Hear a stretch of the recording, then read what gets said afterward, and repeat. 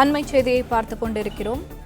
வங்கக்கடலில் தற்போது நிலவி வரும் காற்றழுத்த தாழ்வு பகுதி வரும் 27ஆம் தேதி புயலாக வலுவடையும் என தகவல் வெளியாகியுள்ள நிலையில் வங்கக்கடலில் நிலவும் காற்றழுத்த தாழ்வு பகுதி நாளை காற்றழுத்த தாழ்வு மண்டலமாக வலுப்பெறும் என சென்னை வானிலை ஆய்வு மையம் தெரிவித்துள்ளது. இதுகுறித்த கூடுதல் விவரங்களை எமது செய்தியாளர் மாணிக்கம் வழங்க கேட்கலாம். வணக்கம் மாணிக்கம், விவரங்கள் என்ன? வங்கக்கடலில் தற்பொழுது நிலவி வரக்கூடிய காற்றழுத்த தாழ்வு பகுதி வரக்கூடிய 27ஆம் தேதி புயலாக வலுப்பெறும் என்று வானிலை ஆய்வு மையம் அதிகாரப்பூர்வமாக அறிவிப்பு வெளியிட்டிருக்கிறார்கள். இன்றைய தினம் அது உருவாகியிருக்கக்கூடிய சூழல்ல அது தொடர்ந்து கடந்த 3 மணி நேரத்துல மேற்கு வடமேற்கு திசையில் நகர்ந்து வருவதாகவும் இது நாளை தினத்துக்குள்ளாகவே காற்றழுத்த தாழ்வு மண்டலமாக வலுவடையக்கூடிய வாய்ப்பு இருப்பதாகவும் வானிலை ஆய்வு மையம் தெரிவித்திருக்கிறார்கள். அதனைத் தொடர்ந்து 26ஆம் தேதி வாக்கில் இது ஆழ்ந்த காற்றழுத்த தாழ்வு மண்டலமாக வலுப்பெறும் எனவும் அதனைத் தொடர்ந்து 27ஆம் தேதி மத்திய மேற்கு வங்கக்கடல் பகுதிகளில் 27ஆம் தேதி காலை வாக்குல இது ஒரு புயலாக வலுப்பெறக்கூடிய வாய்ப்பு இருப்பதாக சொல்லப்பட்டிருக்கிறது. ஒருவேளை இது புயலாக உருவெறும் பட்சத்தில் அதற்கு தாய்லாந்து நாடு பரிந்துரைக்கக்கூடிய பெயரான மோந்தா என்ற பெயரானது வைக்கப்படும் என்ற தகவலும் சொல்லப்பட்டிருக்கிறது. புயல்களுக்கு வைக்கக்கூடிய பெயரிடும் முறை என்பது ஒவ்வொரு புயல் உருவாகக்கூடிய அந்த கடல் பகுதியை பொறுத்து அதை ஒட்டியிருக்கக்கூடிய நாடுகள் சேர்ந்து பரிந்துரைக்கக்கூடிய பெயர். அதன் அடிப்படையில இந்த முறை உருவாகக்கூடிய புயலுக்கு தாய்லாந்து நாடு பரிந்துரைத்திருக்கக்கூடிய பெயரான மோந்தா என்ற பெயர் வைக்கப்படும் சொல்லப்படுகிறது. மேலும் இந்த பெயருக்கு மல்லிகை என்ற ஒரு பொருள் இருப்பதாகவும் கூறப்படுகிறது. இந்த சூழல்ல இந்த புயல் உருவானால் அதற்கு இந்த பெயர் வைக்கப்படும் என்று சொல்லப்பட்டிருக்கிற நிலையில் இந்த புயல் எந்த பகுதியை நோக்கி செல்லும், கரையை எந்த பகுதியில் கடக்கும் என்ற விவரங்கள் இதுவரை வானிலை ஆய்வு வெளியிடவில்லை. ஆனால் தற்போது புயலாக இது வலுப்பெறக்கூடிய வாய்ப்பு நிச்சயம் இருக்கிறது என்ற தகவலை மட்டும் வானிலை ஆய்வு பகிர்ந்திருக்கிறார்கள். மேலும் இது மேற்கு வடமேற்கு திசையில் நகர்வதனால் அதே போன்று 27ஆம் தேதி காலையில மத்திய மேற்கு வங்கக்கடல் பகுதிகளில் இது புயல் சின்னமாக புயலாக வலுப்பெறக்கூடிய காரணத்தினால் இது தமிழ்நாட்டிற்கு வருவதற்கான வாய்ப்பு சற்று குறைவாக இருப்பதாகவே வானிலை ஆய்வு மையத்துடைய தகவல் சொல்லப்பட்டிருக்கிறது.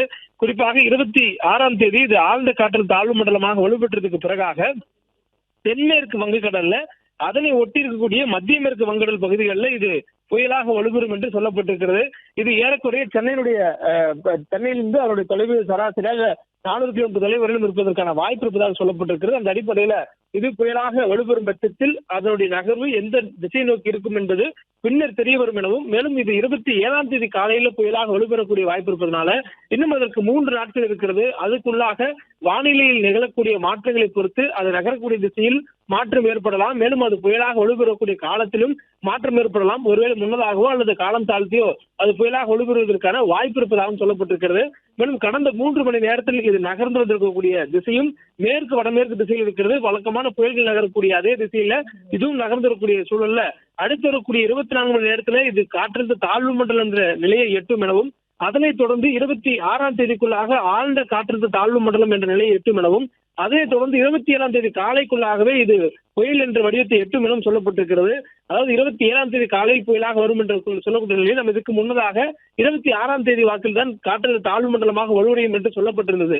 ஆனால் தற்பொழுது இது முன்கூட்டி 25ஆம் தேதி நாளை தினமே இது காற்றழுத்த தாழ்வு மண்டலமாக வலுவடைவதனால் 27ஆம் தேதி காலைக்குள்ளாக இது புயலாக வலுப்பெற்றிருப்பதற்கான வாய்ப்பு அதிகம் எனவும் வானிலை ஆய்வு மையத்துடைய தகவல்ல சொல்லப்பட்டிருக்கிறது.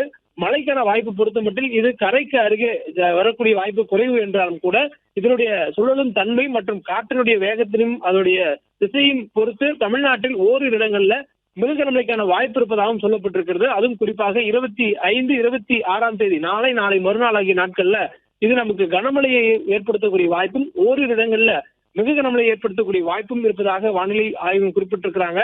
மேலும் இந்த புயல் உருப்பெற்றதுக்கு பிறகாக இது மேற்கு வடமேற்கு திசையில் நகர்ந்திருக்கக்கூடிய சூழல்ல இது கரைக்கு எவ்வளவு தொலைவில் நெருக்கமாக வருவதற்கான வாய்ப்பு இருக்கிறது என்ற தகவல் அது புயலாக உருப்பெற்றது பின்னர்தான் தெரிய வரும் என்ற நிலையும் தற்பொழுது இருப்பதாக வானிலை ஆய்வு குறிப்பிட்டிருக்காங்க. தற்போதைய சூழலில் இன்று குறைந்த காற்றழுத்த தாழ்வு பகுதி, நாளை காற்றழுத்த தாழ்வு மண்டலம், நாளை மறுநாள் ஆழ்ந்த காற்றழுத்த தாழ்வு மண்டலம், 27ஆம் தேதி காலையில் புயல் என்ற நிலையில் இதனுடைய வளர்ச்சி இதனுடைய நகர்வு இருக்கும் என்று வானிலை ஆய்வும் கணித்திருக்கிறார்கள். பிளே ஸ்டோர் மற்றும் ஆப் ஸ்டோரில் இருந்து பாலிமர் செயலியை QR கோடு மூலம் பதிவிறக்கம் செய்யுங்கள்.